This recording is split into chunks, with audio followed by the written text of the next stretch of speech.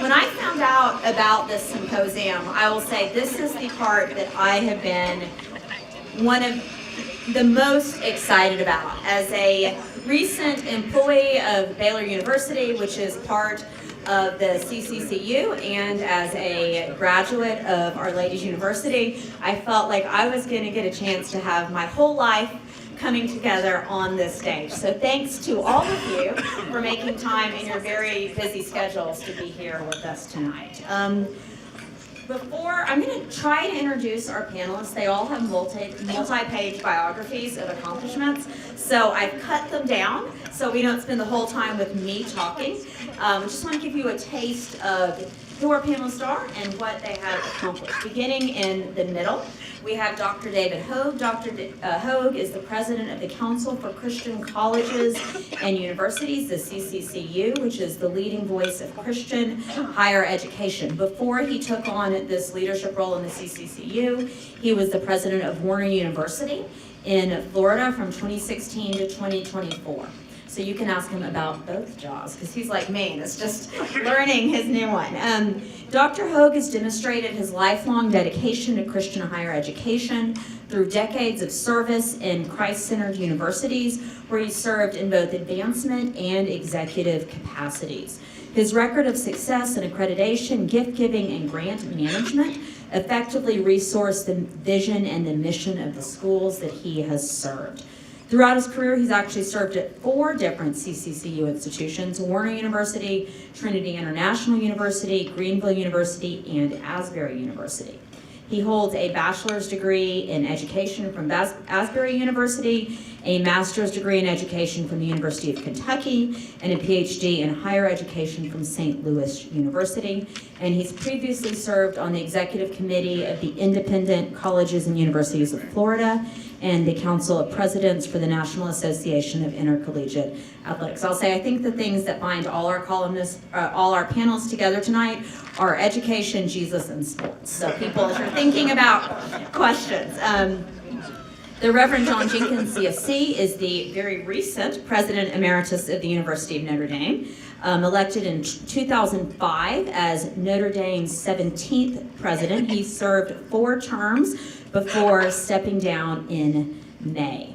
While pursuing both academic distinction, he emphasized Notre Dame's mission rooted in traditions of the Congregation of the Holy Cross, the university's founding religious order, focusing on educating the whole person, mind, body, and spirit to do good in the world through dedication to excellence in undergraduate education in the classroom and beyond, while also focusing on building a global research institution, all in the context of Notre Dame's Catholic discourse. I love this part. He's a philosopher trained in theology and a member of Notre Dame's Department of Philosophy since 1990. He earned undergraduate and advanced degrees from Notre Dame, a doctorate of philosophy from Oxford, and a Master of Divinity and a licentiate in sacred theology from the Jesuit School of Theology at Berkeley, and is the author of Knowledge and Faith in Thomas Aquinas. And then finally, our very own Linda Livingstone is the 15th president of Baylor University, having served in that capacity since 2017. During President Livingstone's tenure, she, along with our provost, Nancy Brickhouse, who's also here tonight, led the charge for the Carnegie Classification of Institutions of Higher Education's designation of Baylor as a Research One university in December 2021. During Dr. Livingstone's tenure as president, Baylor has consistently been named one of the top 2 schools in the Big 12 Conference, one of the top 5 in Texas in U.S. News and World Report.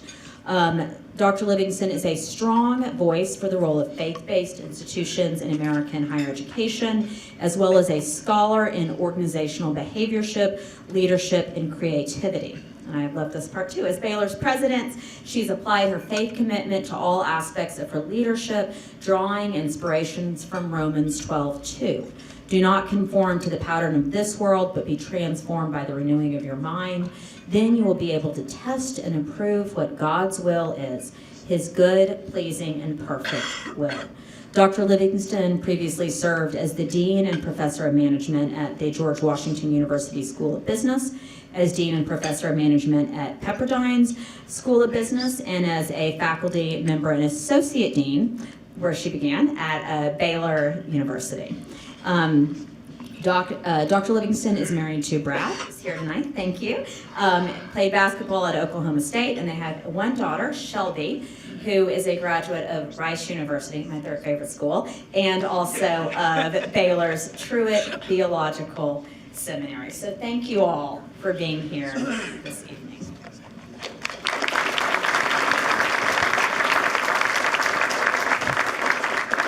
So we will, I've got some questions that I am going to ask our panelists as the moderator. I'm taking that privilege to ask them what I want to know. And then we will open up for an open mic Q&A with any of the panelists that you choose. And we'll have, IFL staff will be circulating with mics throughout the room. So we'll begin. I've got a question for each of you. You all, in different ways, have lived out this commitment to Christian education, Christian higher education. What would you say are the distinguishing marks of a Christian university? Yeah. Well, thank you, and it's a privilege to be here, and really appreciate all of you being here this evening as well, and appreciate both of you joining us this evening as well. Well, people ask me that question a lot, how do you maintain the integrity of your university as a faith-based Christian university? And the first thing I always say is it's about the people that you hire. At the end of the day, it's not about your buildings or even your programs. It's about the people who are on the ground every day with your students, and that's your faculty and your staff, and certainly your leadership. So your board has to care about your Christian mission, your president does, your senior leadership, and then you really need to hire faculty and staff that care deeply about that. And then I think that flows into teaching in a way that cares holistically about students and leans in not just to their intellectual development, but also their spiritual development. And then when we talk about research, we talk a lot about all truth being God's truth, and that all truth is open to inquiry, and then we have the privilege at Christian universities of then teaching that truth to our students. So I think it gives us some different ways of thinking about what we do from a teaching and research perspective. Yeah, I'd like to add on that too. This holistic approach, spiritually, mentally, emotionally, physically even, it's just so important. And I like to always say, we are in the transformation business, not a transactional business. And during our challenging times that we have right now, what better way for students to look at real world issues than with a biblical worldview? And that's a difference at a Christian institution. Yeah, Elizabeth, I would agree with what these two have said. What I say at Notre Dame is all aspects of the or all divisions should in some way reflect, not in every way. So some will be, in some aspects, they'll be just like a secular university, but there should be some things you can point to that make a difference, that are different because of the mission, whether it's research. I mean, we do research on poverty is a big one, sustainability, religious freedom, ethics, that all reflects the mission in undergraduate student life. That has the caring for the whole person, as David said, that should be different, and people should be able to see it's different at this place because of our mission. So some things overlap with non-faith-based universities, but there should always be some things that distinguish us, and different in different areas, but there should be something. So we've been spending, I guess at this point, 36 hours talking about institutions for the common good. And we've heard from people from a lot of different perspectives and a lot of different disciplines, but everyone here has some tie to higher education. So I'll start with Father Jenkins this time. What do you see as the role of Christian universities? And specifically, I'd like you all to speak about your own institution, because they're all very different, so they have different roles.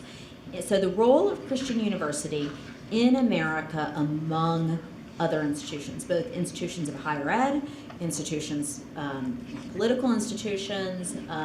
So can Christian universities advance the common good in unique ways, and if so, how? Elisabeth, let me start by offering a controversial statement, but what the heck? Why not be controversial? You're retired, you can do Yeah, that. I know that. I can say things Linda can't. You may lose the football tickets. Yeah, that's right. But I do think higher education is in crisis in this country, and I think it's we all see it, and particularly kind of the elite privates are really having a tough time, and I think part of it is, a large part of it, in my opinion, has to do with a crisis of mission and purpose. That, what is the institution for? I do think, there's a lot of talk about institutional neutrality, and I get that, because you don't want to make a comment on every particular controversy that comes up. But if you really are neutral, what do you feel? I mean, what are you teaching young people that you really are neutral? The great opportunity of institutions that are Christian, that are faith-based, is that we have a purpose. We have a meaning. And we can communicate that meaning to the students. And that's a powerful educational tool, a powerful educational approach. And so I think that is what I say we can offer. And because of that framework, we can call our students to care about something more than themselves and their own success. We can call them to care about what we have in common in our faith community, but in our national community as well. And that, students respond to that. Students respond to that. And so I think that's one of the great aspects of faith-based institutions. So we have 180 institutions, 600,000 students, but most of our institutions are going to be much smaller than these two schools, and you probably have less than 2,500 students. And we look at one of our roles, if you look at Matthew 5:14-16, is letting your light shine within your community to be different. And the other things that our smaller schools do is we serve well, and we serve within the community. And that's because you have this discipleship of your faculty and staff coming right alongside of these students on their academic journey. I actually love that that's a scripture that you picked, because we've used that scripture as the foundation for our last strategic plan, which we called Illuminate, and our new strategic plan that we're calling Baylor in Deeds, because we should let our light shine before others that they can see our good deeds and glorify our Father in heaven. And I think that is one of the things that gives us, and it kind of ties to what both of you said, gives us such a great opportunity, is we do have grounding, even across diverse faith traditions on our campuses, in biblical truths and in the Bible. And so when we have really difficult issues on our campus, and when we're leading into issues that affect the world and people in the world, we can actually go back to Scripture to speak to why we're doing things and why we're doing them the way we're doing it. I'll use a specific example. Baylor was founded in 1845 in Texas, near Independence, which is about an hour and a half from here, in the middle of cotton country. And so we were founded, all three of our founders owned slaves, 14 of our 17 trustees when we were founded owned slaves. And we had never told that story well. And a lot of schools in the South had had this challenge. And what was interesting is we had a commission, a very diverse commission, that looked at some of those issues, how we took care of namings and facilities and statues on our campus. And that's been unbelievably controversial on many, many campuses. But that commission grounded everything they did, everything they looked at, the way they framed every recommendation in biblical principles. And because of that, it was amazing. There certainly were people that didn't agree with all the recommendations and might have come up with something, but in general, we had very broad-based support for the recommendations that came out of that we're now working on implementing. And I really believe it was because it was grounded in Scripture and the issues of redemption and reconciliation and repentance. And I've talked to some presidents at Southern universities, at secular institutions, and they said, I just wish we had had the ability in a circumstance like that to have something you could put a stake in the ground on that everybody in your community, for the most part, sort of gets, because you have this common set of foundational values. And I think that gives us a position and a placement that differentiates us a lot, and frankly helps us to be able to deal with really difficult issues in probably much more civil and respectful ways, because we're really grounding both what we do and how we do it, to the extent we can and try to anyway, in biblical principles. Thank y'all. I love this. I mean, it's interesting to me. You all came back to this sense of common grounding and this foundation that our faith gives us, and that lets us go out in the world and let our light shine, hopefully. So I guess on kind of the negative side, you also all have alluded to the challenges that both higher education generally thinks. I don't think we're going to have a disputatio on this, Father. We can if you want. But the challenges that higher education faces and the challenges of Christian higher education. So speaking from your own context, what would you kind of identify as those challenges? Yeah, I can start. I mean, some of the things we're faced with are very similar to what you see on other campuses. And obviously, at this point in time, we're dealing with a lot of issues around civil discourse and the climates on our campus, particularly as we go into a controversial election. We're dealing with a lot of mental health issues on our campus. I do think one thing that's pretty unique is obviously we all care deeply about religious liberty and religious freedom, and our ability as faith-based institutions to make decisions based on our mission as Christian or faith-based universities, if you're from non-Christian traditions as universities, faith-based universities. And the courts have been very friendly, generally, even pretty liberal courts, to religious freedom for institutions, but it's one of those areas you can't ever not be paying attention to, because it could certainly change quickly. And it is one area where we have all, across faith traditions of universities in this country, been very collaborative and worked very closely on. So I think it's one that we've got to continue to pay attention to, continue to be on the same page on, because even though courts have been pretty friendly, it's an area you've got to pay a lot of attention to. You know, for us, building on some of the challenges, financial, because many of the smaller schools, they wouldn't have a very big endowment, so you're really tuition driven, and families haven't prepared for college, and families are struggling with the investment. Is it worth it? But yet, what we're trying to show, especially the smaller schools with the scholarships and discounts, we really can be affordable.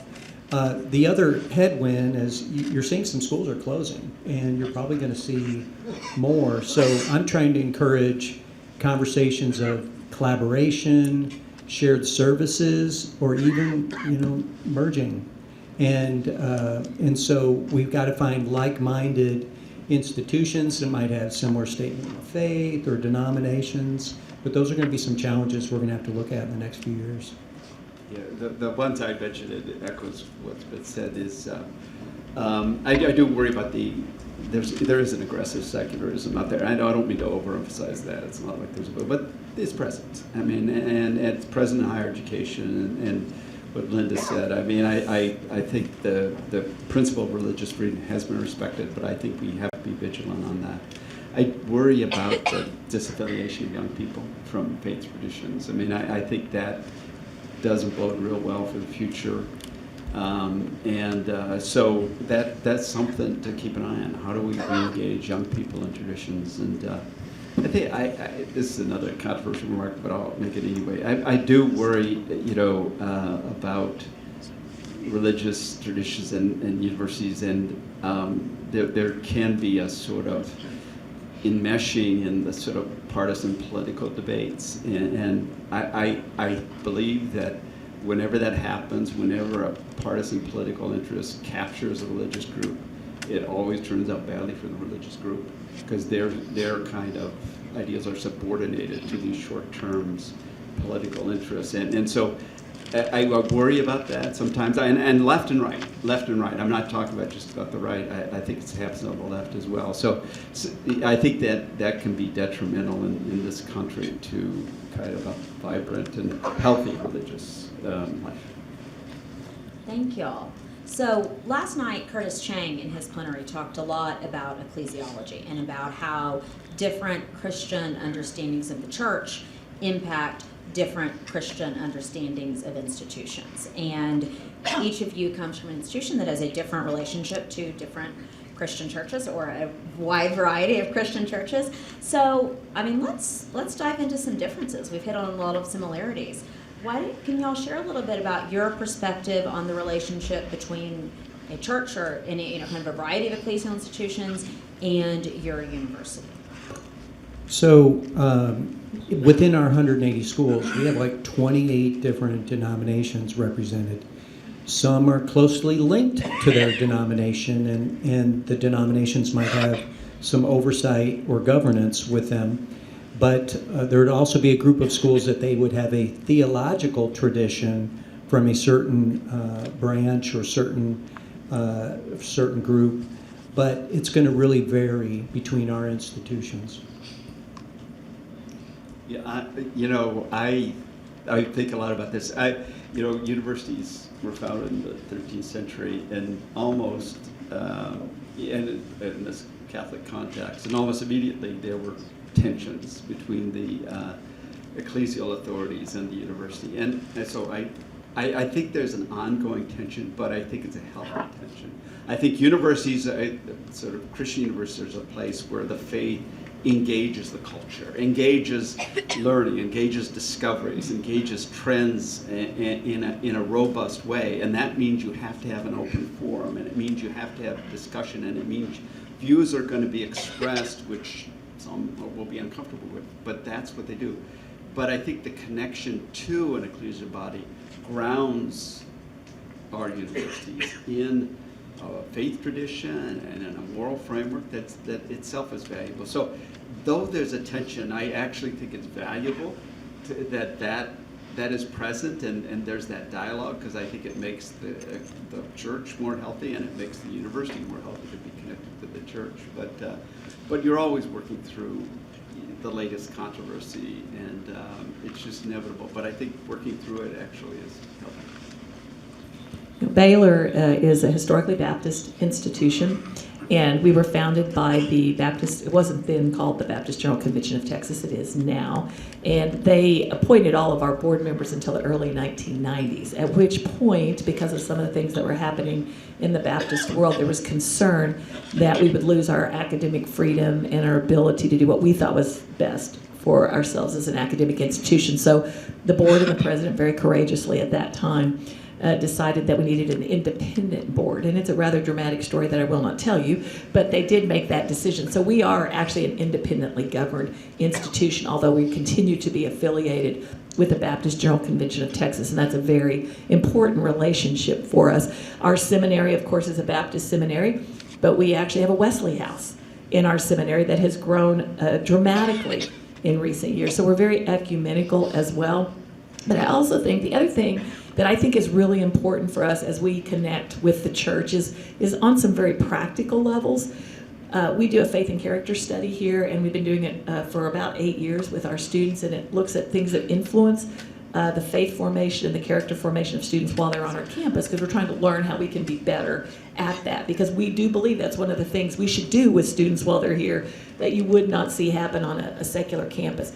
What we found with that study, the number one influence on a student's faith formation while they're in college is their engagement in a local church community. And so we have worked really hard since then to do as much as we can to engage as many of our students as we can in local churches. We have a lot of activities on campus they can engage in that are faith-based, but it's that community in a local church. And we found that students of color on our campus were less likely to be engaged in a local church community, which is actually counter to what you see on secular campuses. It's usually the opposite. And so we've worked really hard to engage with the local Black, Hispanic, Asian churches in town to engage them more. So I think there's some very kind of theoretical, big picture strategic reasons that it's important for us to be engaged with our historical bodies. But I think there's also some really practical day-to-day things that impact students. And we know those students are engaged in a local church community, not just their spiritual well-being, they retain better and they graduate at a higher rate. And so there's some very practical reasons that we need to be engaging with the churches, not just in our denominations, but in others, to help our students to be more successful while they're on our campuses. I will say, when I came across the faith and character study, I was really struck by how strong that data was. And it's wonderful that Baylor is producing that for the rest of the country to make this connection. So thinking about forming students, and I think President Livingston, you brought this up at the beginning. We have all these resources out in the community, but they're also here to be with faculty. So I've got a two-part question for y'all. Thinking about kind of the faculty lifespan. When you're hiring, how do you think about fit for this Christian mission identity? And then once the faculty are here, what do y'all hope comes out of their research? How do you hope that Christian mission identity impacts their, actually I would say their research and their teaching? We use a term called theological vetting, and I think it's so important as your institution's making a faculty hire, you're making a long-term decision. So if you think about it, if you have tenure on your campus, hiring a faculty member could be a multiple $1 million deal if they end up serving at your institution over 20 years. And so that theological alignment with your institution is so important.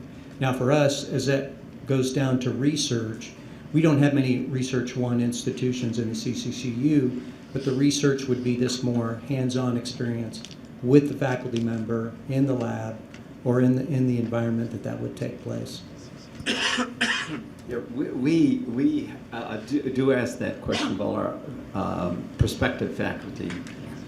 We strive not as a quota, but as a target to get predominance of people who we're Catholic, faithful Catholics. That it's hard. How do you tell that? You can't look at people's souls, but people are generally pretty straightforward.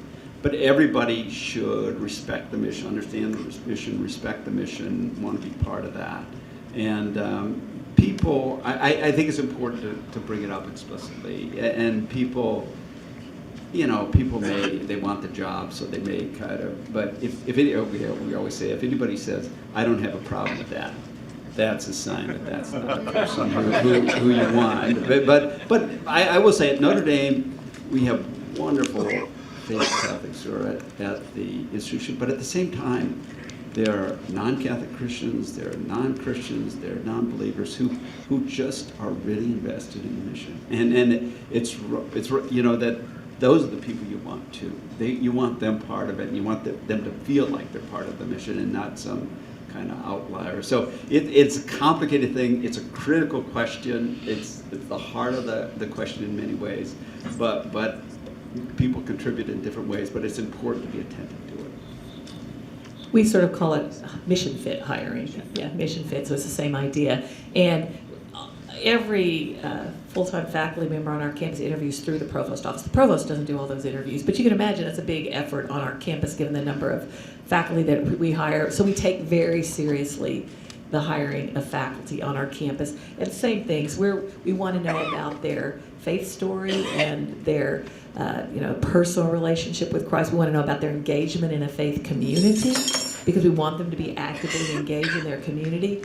And then we like them to speak to how they think their faith is going to inform what they do once they're here, their teaching, their research. Now, we have to be nuanced in how we evaluate that question because if you're a brand new PhD out of purely secular higher education, even if you're a person of faith and you're active in a church, you may have never thought about how your faith is going to inform your teaching and your research.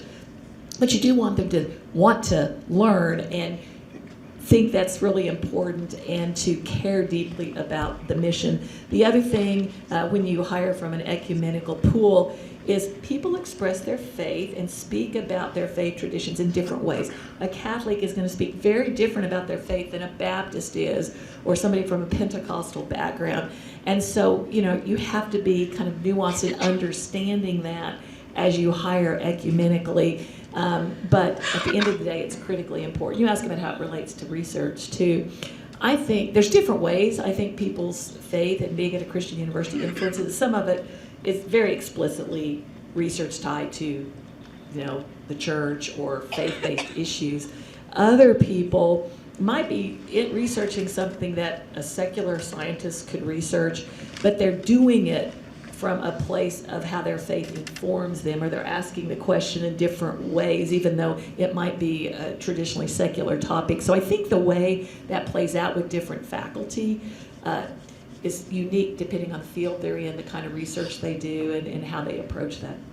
And I'll just say as a personal testimonial, having been through that process 6 months ago, I think with our Vice Provost Steve Reed, who's over there, it was a wonderful experience. I actually feel like it made me ask some really hard questions. And having been formed by Catholic and non-Catholic Christians at Notre Dame, I got to see the kind of vividness and beauty of their faith as I went through the program there. So I've been really positively impacted by both approaches. Before I hand it over to everybody else, I've got 2 personal questions for you. So being a university president is a hard and demanding job. I forgot what the statistic was, but apparently the turnover rate is pretty high, and it's getting higher over the last 4 years. And so in these hard and challenging jobs, how have you grown and changed through being a university president, and how do you maintain your own spiritual life in this type of job? I can start. So how have I grown and changed? So I've been doing this 7.5 years. And when I came in as a university president, I had not been a president previously. I had been a business school dean. So it was kind of a step up in breadth and of responsibility. A couple things that I would say, I think and they kind of go together. I think I'm much more resilient now than I was when I came in, because you deal with issues and challenges very, very regularly. And so you kind of develop a sense of resilience and an ability to deal with difficult issues because you do it so much of the time. And then I think tied to that, I just don't think things stress me and bother me as much as they did when I first started. Again, because you've seen so many things, you've got a team around you that's really wonderful and helpful, and so you kind of learn how to moderate overreacting to things and stressing about things that you know eventually you're going to figure out how to get through and work on. So those are a couple of things. In terms of kind of faith and spiritual, we're involved in a church here in Waco that we love. We were talking earlier, it's actually really hard as a president, especially in a community this size. Like everybody works for you, right? Or they went to your school or something. So it's kind of hard to have kind of personal community and friends. But we were at Baylor early in our marriage and our academic careers. And so we went back to the church we were at when we were here the first time. So there are people in that church that were our friends and knew us before we were the president and the first gentleman. And so it felt kind of easier and more natural. So that's been a really important kind of safe space for us as our church community. And then I think it's, just spending time in prayer and in the scriptures to stay grounded in the things that really matter, which helps you stay grounded in your mission. By the way, do you know your president is above average? Because I think the average president's only 5.5 years. So congratulations, you're way above average. And it's I'm going to keep never going. going to catch up with John, though. Yeah. He's way above average. So think about an analogy of a four-legged stool and the different legs: spiritually, mentally, emotionally, physically. You want to keep those in balance. And whenever our lives get out of balance or too much of anything, it doesn't go well. And so one of my mentors also told me this: it's a marathon, not a sprint. And so we have to pace ourselves. And so I challenge those of you that are in academic administration or a faculty member, pace yourself. And another thing that mentor told me was, when you have a holiday, don't work if you don't have to. And it's so tempting as a president, like, oh, we could do one more donor trip, or we could do one more. And so I really, after my first year, I'm like, I've got to take better advantage of that. So whether you're a dean or a faculty member, take care of yourself, because that's going to make such a difference. And the other thing I think that makes a difference for me, you talk about prayer. I can have a prayer ritual, and when I'm in DC, for instance, every day, if the weather's good, I walk around the Capitol, do a prayer walk, go by the Supreme Court, But if we start our days bathed in prayer, it goes a lot better. So. I so agree with what both these people have said. You know, I just add, I mean, there's, you know, when you get a job like this, you're sort of a public person and people know your name and want to take their picture with you and things like that. And there's a danger there. You know, there's a danger that your ego, you know, this is about you. And you could, you know, you have to be aware that the difficulties can be discouraging, and there's a danger of that where you just get discouraged, and there's a danger of cynicism, and there's sort of a lot of negative currents that you could get taken up by. And that's why I just, what David said and what Linda said, the life of prayer is so important to me. I really don't think I could have done this job without a prayer life, because it's an antidote for those things. It sort of reminds you again and again, every day when you sit down in prayer, this is about service. You're about serving this organization. This isn't to serve yourself. And I've sort of kind of met a lot of really accomplished people and people who've done a lot. And I think one thing that goes through the people I feel are truly successful and not just famous is that they're servants. And there's a certain, with all the fanfare, with all the attention, they retain a certain groundedness and a certain humility. I couldn't do that without the relationship with God that's nurtured through prayer. And also just the stress and all the controversies and all the difficult days. You know, it just, there's a sort of a peace there that you just can't get anywhere else. And so all those things, you know, I just can't imagine myself in this job without the source of faith and the grace that comes through a relationship with God and a life of prayer. And so if there is a secret to success, and if I've been successful, that's it. Thank you all so much. I got a little teary and thought about just thank you for that those words of spiritual encouragement. So we have about 15 more minutes. We're going to take 2 of the mics, and the we have 2 mics. The IFL staff will be circulating them. If you have a question, feel free to raise your hand, and I will note that in a room full of academics, I feel a moral obligation to remind you all this is a chance to ask a question. So make sure that what you say actually is short and ends with a question. So on that note, let's open the floor up. Oh, and then I'll say no need to actually. We've got a big group. No need to introduce yourself. Let's just get to the meat of the matter. So, any hands?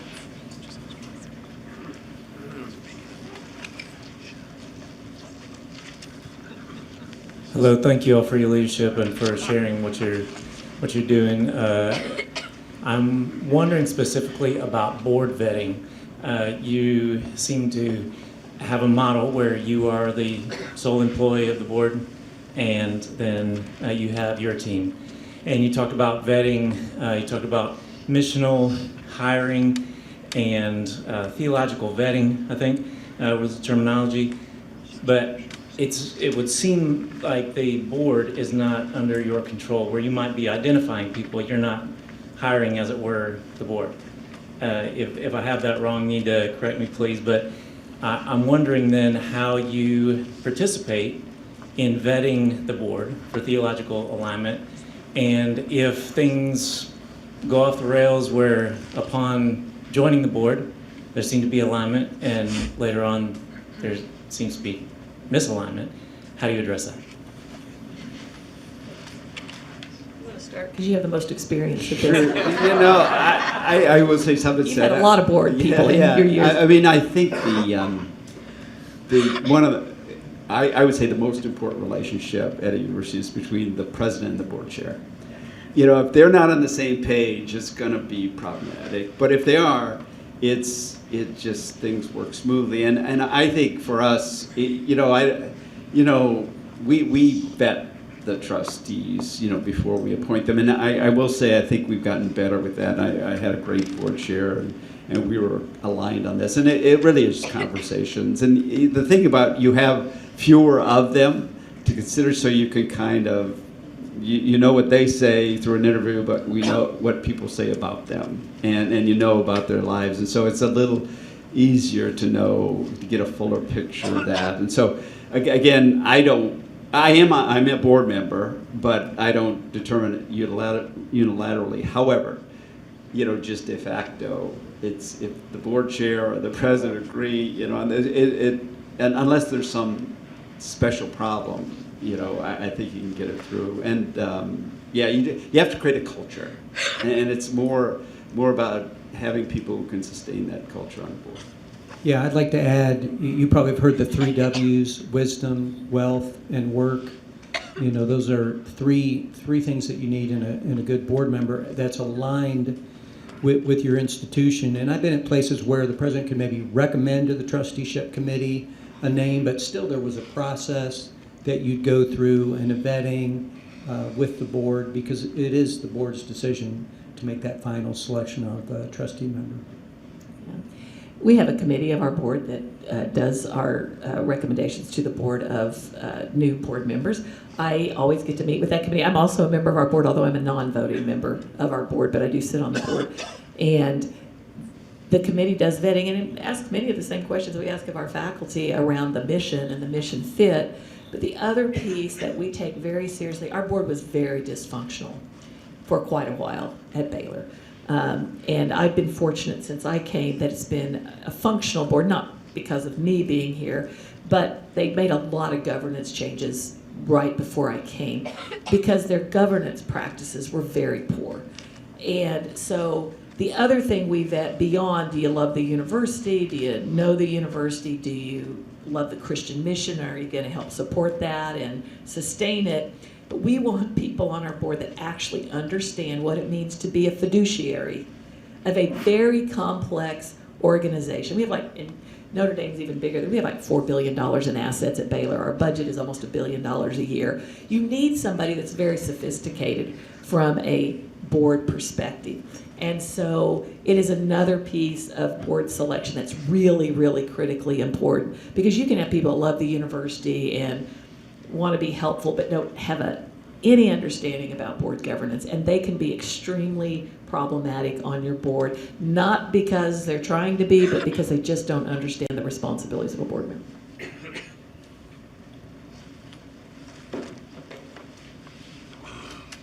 So each of you touched on the lack of clarity of purpose of secular institutions right now, and it would seem that a lot of these institutions have replaced their purpose with a goal of chasing a higher profile, whether that be through ranking or athletics.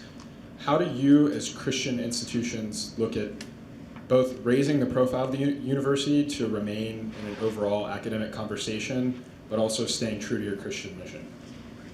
I'm going to start because we've talked about that a lot, because when I came, we decided that we wanted to be a Research One university.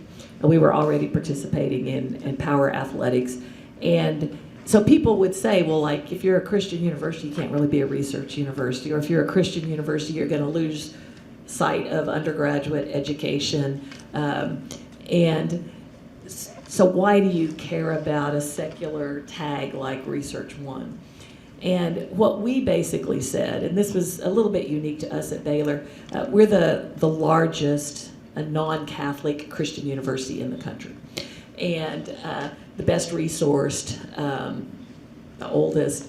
And so we said, we feel like it's our Christian responsibility, if we're going to be truly good stewards of what God has given us in terms of resources of people and finances, facilities, and other things, then we need to be absolutely the best university we can be, and we need to have influence in the world of higher education, outside the world of higher education. And the way you get a seat at the table to have influence is sometimes to have some of those secular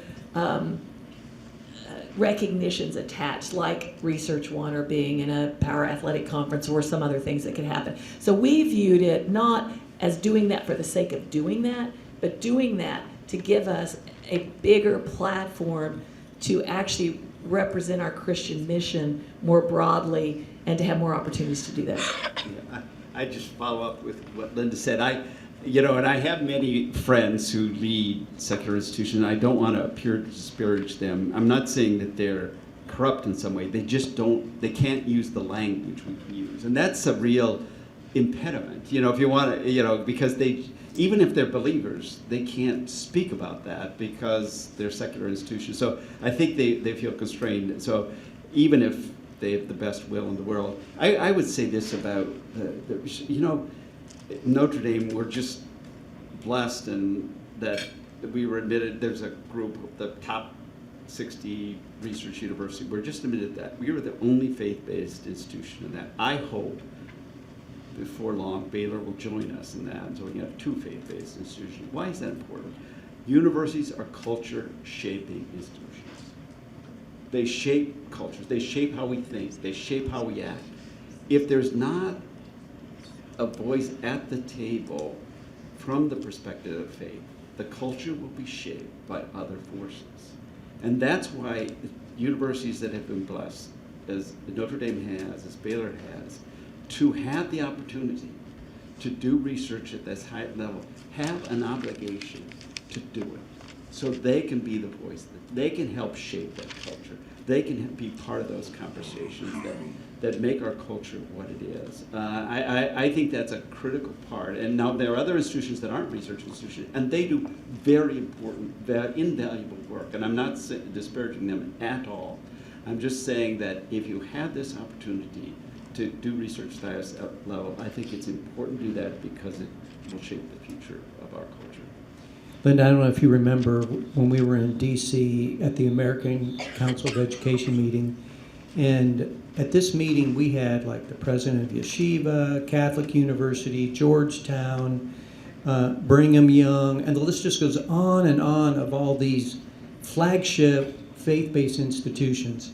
And Ted Mitchell said this about our schools: we create a sense of belonging for these students, and that's what the secular institutions don't do.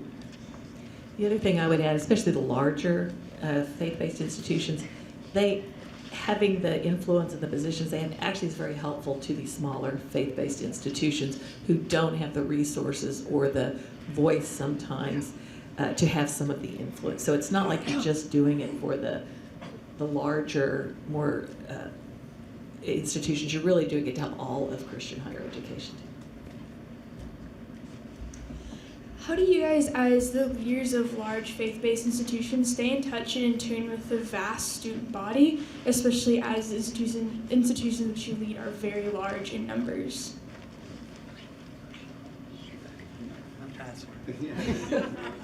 Yeah, I could start. We try to do a lot of things on campus with our students. So Brad's here, the first gent of Baylor. We have a dog named Boo, spelled B-U. And Brad takes Boo on a walk every day on campus. And Boo has a cult following on Instagram. She has over 5,000 followers. And rumor has it that if you pet her when you're getting ready for a test, you're going to make an A on the test, although we do encourage studying as well. But so Brad's very visible on campus. We go to a lot of student activities, whether it's music or theater. We're going to the theater tomorrow night. We go to athletic events. Homecoming's next week. We host dinner on the Livingstone's lawn on, is it Tuesday night of homecoming? We'll probably have 5,000 or 6,000 students on our lawn, and we do food trucks, and we just hang out and enjoy ourselves. So we just try to be very visible and present. We do lunches with small groups of students in the president's office several times a semester. So it's really just trying to be present and engaged and seen on campus so students know who you are, they feel comfortable around you. We go hang out with the students at football games sometimes, and go sit in the stands with them or stand in the stands and cheer with them. So it's a lot of different things to stay engaged. Same here, and it is fun. But I will say, you just have a lot on your plate, so it's harder to get to know students at an individual basis, and that's why I, in stepping down, look forward to kind of teaching classes and getting to know students. But Linda's right. I mean, if you just spend time, if you just engage, you can get a sense of where the students are. And frankly, of all the constituencies I have to deal with, That's the best part. It's the one I enjoy most. And don't you think, though, because we talked about faculty hiring, really the university gets smaller because of the engagement of the faculty in the lives of the students?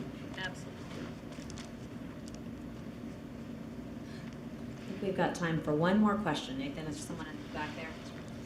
Thank you all for your leadership. I'm wondering about the topic of DEI on different secular institutions. I was wondering, what should the Christian response be to DEI, and what would be at a faith-based institution, the approach to belonging in community with Christ at the center of that conversation? You know, this is an issue for us, and what I've said, and I think the people who work in this area responded very well, is that we have to articulate those ideals in light of the tradition of faith, the gospel values, the tradition that we have, and it's rich, right? It's rich, and it gives us a grounding for creating a community, for recognizing the diverse gifts of peoples, the diverse gifts of cultures, of ethnic groups, and creating a community where all belong, all belong. And again, it kind of goes back to what I said. We have a language for speaking about that more powerfully than secular institutions, right? Because we have faith tradition, of which that's just part and parcel of. And if we don't do it, we aren't living up to our values. And so it's, but you know, we have to kind of be careful that the values we speak of arise from the scriptures and the tradition, and not from some other, because that's who we are. And then it will go more deeply into the fabric of the institution. Yeah, at Warner University, where I served as president, we were one of the most diverse Christian universities in the country, 63%.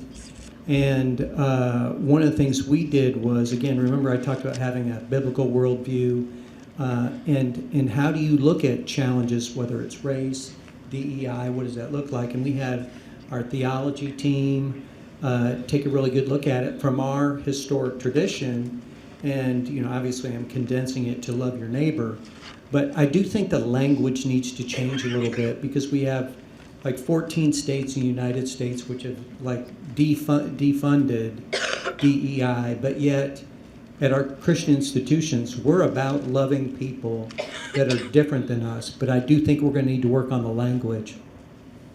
And that's really how we try to frame things, is from a scriptural perspective, that, you know, we're called to love our neighbor. We know that everyone is created in God's image, and we are called as Christians to love and respect our neighbors, even if we don't agree with them on everything. And so I think, and again, it kind of goes back to what Father Jenkins said, is because you have that grounding, it allows you to address difficult issues, I think, in different ways than sometimes it's harder for secular universities to be able to do. And that doesn't mean it's easy or that we don't have challenges around these issues, but I do think because of our faith-based calling as institutions, it gives you a foundation on which to talk about diversity in ways that secular universities have a really difficult time doing, and then that makes some of the language issues really challenging for them in the climate that we're in.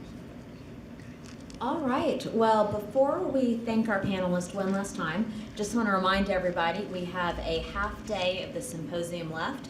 We'll be back at 9 o'clock tomorrow, back over in the Student Center. We have some more panels. We're going to have a fabulous barbecue lunch, and we are going to end with a closing reflection from one of my favorite writers, Tish Harrison Warren. So if you haven't gotten to hear Tish, if you haven't read her books or read her columns in the New York Times, I think you are going to be in for an incredible treat as she wraps up with reflections on institutions. So let's thank our panelists one more time for their honesty and graciousness.